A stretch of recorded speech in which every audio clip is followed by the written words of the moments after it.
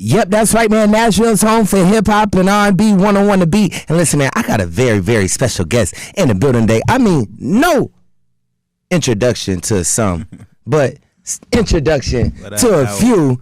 BANDPLAY is in the building, man. What's good, everybody? How you doing? Hey, it's going on, ain't it, brother? Yeah, man, it's going on all over the world right now. Yeah. Hey, I mean, first I just want to give you your flowers and just let you know, man, how much I'm proud of you just from watching you. You know what I'm saying? I done been here in Nashville since 2012. You dig what I'm saying? So the growth that I've been able to see, and then you just remaining humble and being who you are, man. So I just hope God continues to bless you and everything that you got going on. You know what I'm saying? I appreciate that, man. Yeah, man. We don't give each other, flowers enough, man. It's okay for black men to tell each other I'm proud of you. You dig what I'm saying? So, yeah, man. Very, very proud of you. So, man, growing up in Memphis, man, let's just talk about what that was like. I'm actually from Columbia, Tennessee. Columbia, Tennessee? Yeah. A lot of people think I'm from Memphis because of the artists and the amount of artists I work with from that city. Yeah. But I grew up right here in Middle Tennessee. And Columbia is like 45 minutes south of Nashville. So I'm a good old country boy. You feel me? Wow. Yeah, I definitely never would have thought that. Yeah, man. You know what I'm saying? And it go like that sometimes. Like I said, just due to the artists that I work with, a sound that I built with certain artists and stuff like that. A lot of people would think, but it's all Tennessee. Yeah, no facts. Yeah. So we got a sound. That gotta actually be like a great thing, because shoot, you gotta be, at least from what I'm thinking of, you gotta be the first person to blow up from Columbia, Tennessee, almost. I mean, I'm one of the few people from Columbia to blow up. I got a cousin from there, Shaq Mason. Okay, it's my little cousin, my little big cousin actually, but he from Columbia as well. Oh yeah, y'all definitely both putting on for the city. Yeah, for sure. Yeah, that's fire. Man, Shaq. That's fire. So working with all the artists that you've worked with, what do you think has been your biggest lesson through it all? Man, really don't pay attention to the smoke and mirrors, man. You feel what I'm saying? Like a lot of artists that come through, they'll give you the game and stuff like that, but it might be the wrong game. You might just been what worked for them. You really just got to keep your head on straight and just go work for you. You know what I'm saying? At the end of the day, know your purpose, know what you're really trying to get out of this situation, or any situation really, whether it's music or going to work every day. You feel what I'm saying? It's whatever. Just know what you want out of it, and you're going to make progress. What do you feel like your welcome to the industry moment was?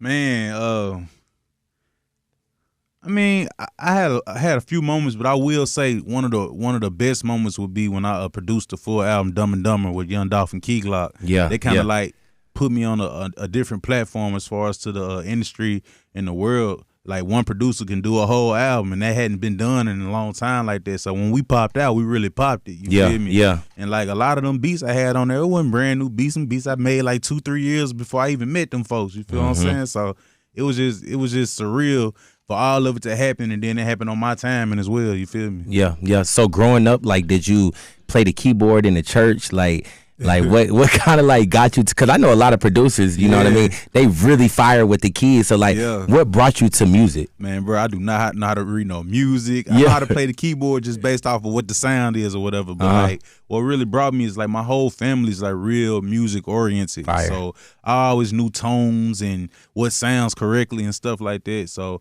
when I actually started getting into making music, my older brother, he actually taught me how to make beats or whatever. So I was just intrigued by it, bro, and I just kept it going, and shit. I'm BANDPLAY now. Yeah. So when you making your beats, what goes into making your beats? Do you think about melody first? Do you think about beat first?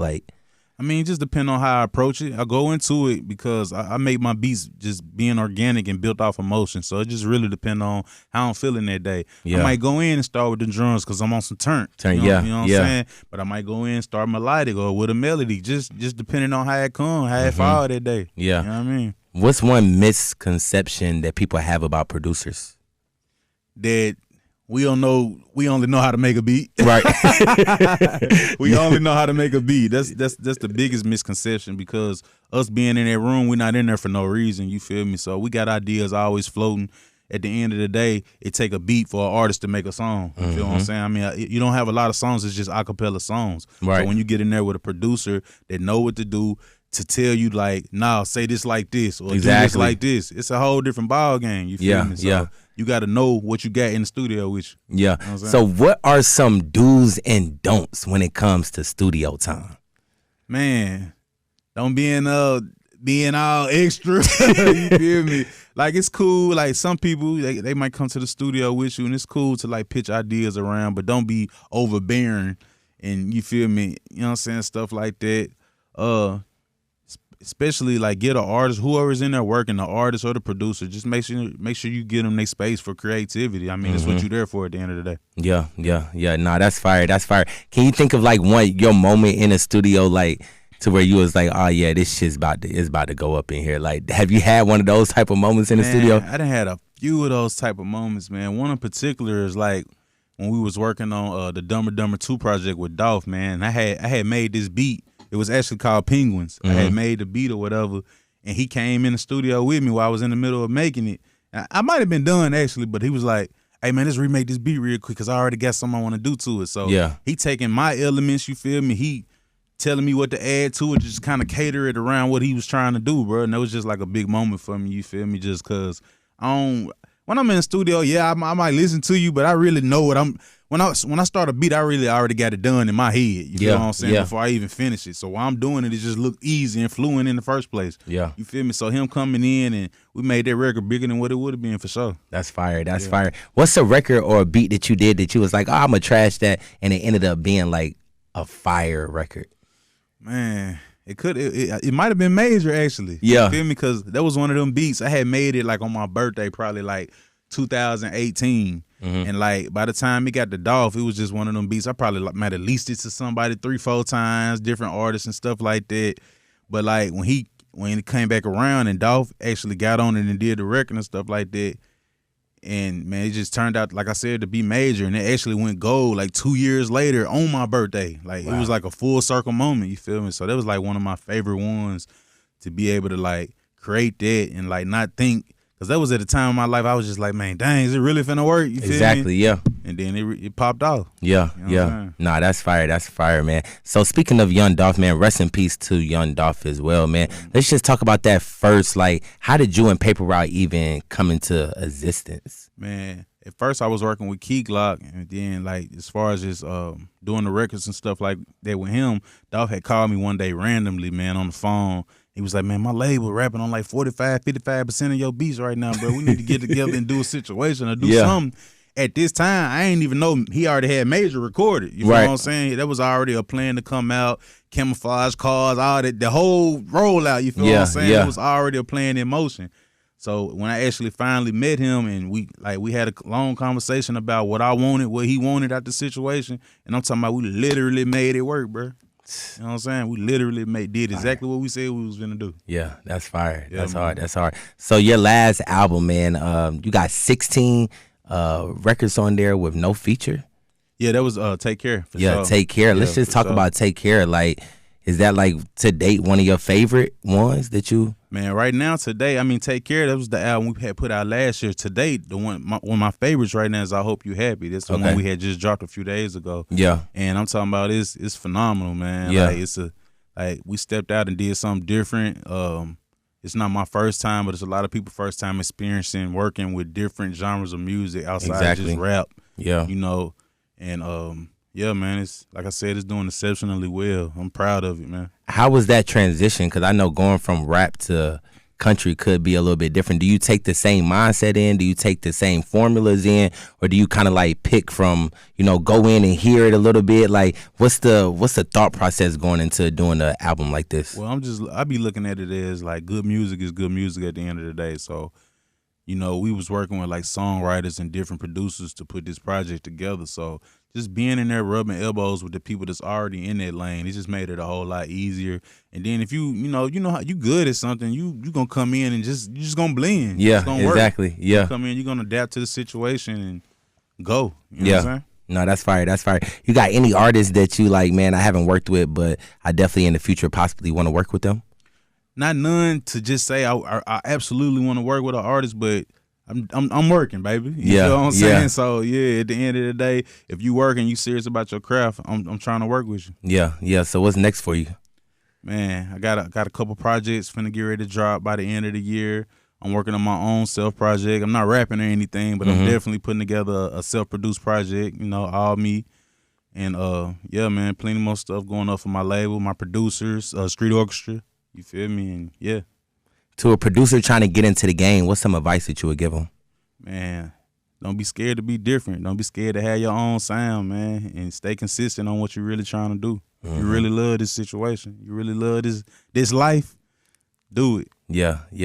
Because I know it, man, shit, it's y'all be in the studio for hours, right? Like, what's the longest studio session you've ever did? Man, like 24 hours, 28 hours. Not leaving. Yeah, not leaving. I mean, you might step outside in the parking lot. You Right, feel me? yeah. But you in a gated studio. Exactly. You feel me? You might step outside, go get some food or something. But, like, I'm talking about actually in the studio, for sure. Like, 25, 6 hours. This the things they don't see. Yeah. Right? They see the glitz. They see the chains.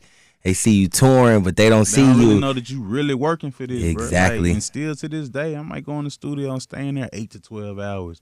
And I ain't doing nothing but making beats. I ain't got no artists in there or nothing. Just me, maybe my little cousin, my managers or something like that.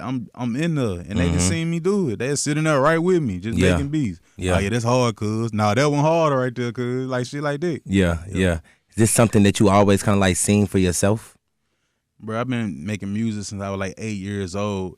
And like I really didn't see where I was finna be right now. Then, even like growing up and catching little placements here and there, working with local artists and, you know, getting in a little bit and not really all the way in. I didn't say I seen it for myself, but like I said, I knew the love I got from music and I knew where I was as far as consistency, bro. I couldn't see myself being nowhere else. Yeah, that's fire. What do you think is like your lowest moment that you had in life that ended up turning into the best thing that happened to you? Man, like just dealing with like grief and stuff like that. You know, like people always have deaths in their life and stuff like that. One of my lowest moments is like my father had passed. My father and my stepmother had passed a couple years ago. And like it was real hard for me, bro, cause like that's my best friend. Exactly. It's my daddy, you know what I'm saying? So and like when it happened, I'm on tour doing what I love, you feel me? Exactly what he would have told me to be doing. But like I came out of the situation. Of course, you still deal with stuff like that every day. But I came out the situation. I'm still doing me. I'm still letting the band play. Yeah, exactly. What exactly what he be wanting me to do. Yeah, so. Yeah. Like, cause I think we don't really talk about that enough. You know what I mean? Like mental health and just like how we feel. Cause you know people look at us and just expect everything to be great. You know, like. But we still human beings. We got real problems. Yeah, real, but like everybody else. Yeah, exactly. You know what I mean? Like you said, y'all might see the glitz and the glamour, man, but you got to know it's a real person behind all of it. You know what I'm saying? Do you ever have like how do you feel about like that fan and artist like engagement? Like, do they have the sympathy of like understanding that y'all are still human beings? Like, or do you just deal with them you're always in fan mode? I mean, you got certain fans that are sympathize. You got certain fans that's just they get on the internet just to be a-holes or whatever. Yeah, exactly. Whatever the case is. So, I mean, it's really how you deal with it personally as a person. If you looking at that, you channeling your energy in that way, it's gonna take a load on you. You feel me? But if you channeling the energy into something else and doing something you love, like for instance me. If I catch waves or something I don't like, man, I go make some beats. I go do something I like, be with my kids or something like that. You feel what I'm saying? So yeah, it's really about the person who's catching the wave of the stuff. You feel me? Yeah. Speaking of being with your kids, what do you feel like the best thing about being a father is? Man, just seeing their faces, man. Like just knowing they happy, they taken care of. They know who their daddy is. They know their daddy BANDPLAY. Yeah. They friends telling them, man, you know who your daddy is. Yeah. You know what I'm saying? Like it's fun, man, and like. Yeah, I'm a proud father. No, facts. Yeah. I can, especially when. So, do they like rap the songs? Like, they know all the songs? My daughter in the car, she know the song better than me. Yeah. Do you see like them wanting to get into music because of you? Definitely. Yeah. My oldest son, he trying to take her guitar lessons. My daughter, she trying to play piano and do vocal lessons. So I see it in them. My daughter, she sit around the house making up songs and just little stuff like that. So it's definitely in her. It's in the bloodline. You feel me? We just gotta push it out. Yeah. Now for the people that's watching and you know they might be upcoming producers or you know trying to be the next BANDPLAY. What do you tell them when it comes to you know like getting placements and stuff like that? Like, cause I know it ain't easy. You know what I'm saying? You got to build these relationships. Like what directions should they take or the best directions that you think they should take? Man, I would say definitely as far as trying to get placements, don't chase the placements. You feel me? Like find you somebody Find you, even if you are one of the producers trying to chase placement, man, chase the artist. You feel me? Chase you an artist that you really want to lock in with. You love their sound, and it'll work that way. You know what I'm saying? Like, a lot of people, they'll run themselves in the ground just trying to chase all these big names and stuff like that over and over again. When whole time you might just need to be perfecting your craft. You feel me? It might not be good enough. It might be good enough. Right. You never know. Right, you know what I'm saying? yeah. So just really perfecting your craft, understanding that, it's a time and place for everything, and staying locked in, staying consistent. You gotta stay locked in.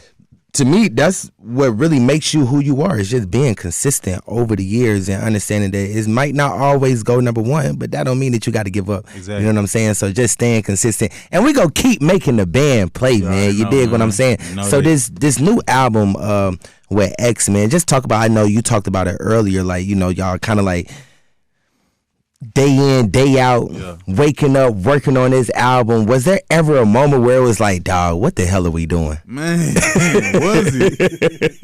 Was it? Like, for real, like, I feel like everybody bumped heads during making this album at the time, because we just like, man, we really trying to do this. This is gonna work. Like, me and my manager personally bumped heads at times, because bro, I need you to do this record. I'm like, bro, I done did it already. You feel me?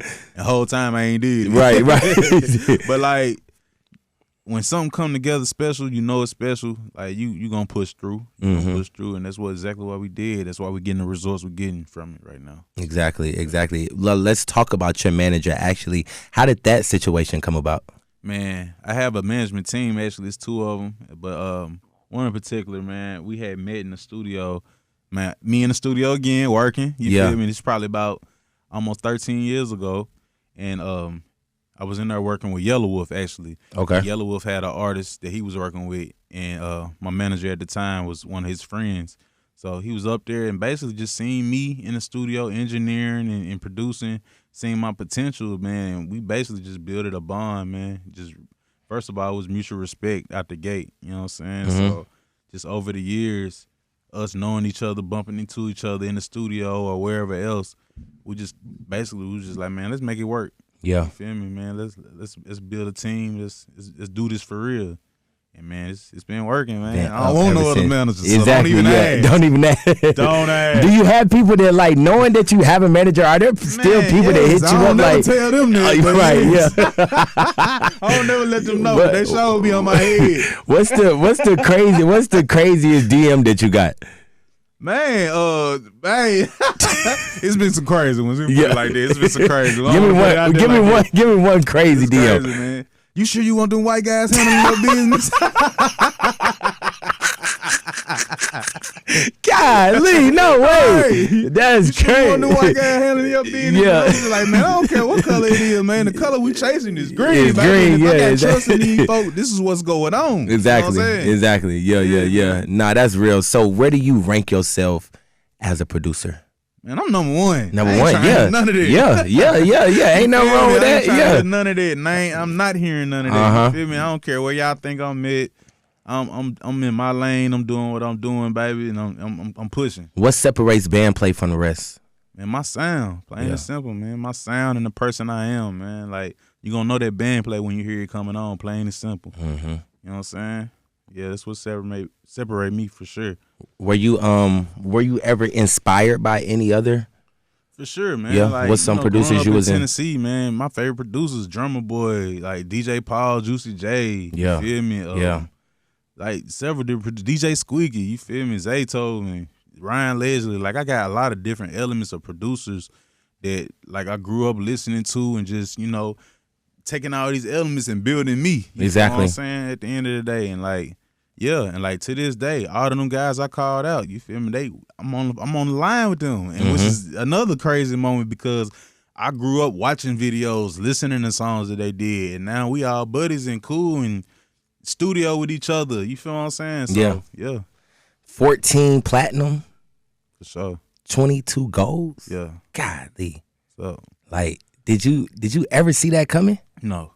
I never seen it coming, man. Like I said, bro, it's so special to me now just to see all this stuff coming to full circle for myself, and I ain't finished. Yeah, I ain't finished. Do you ever sit back though and be like, man, like I'm really like doing this shit. Yeah, like, bro. you know what I'm saying? Like, cause I know it can be, you know, it's so fast. You know what I mean? The life is fast. The traveling can be fast. But like, just how do you take time for yourself?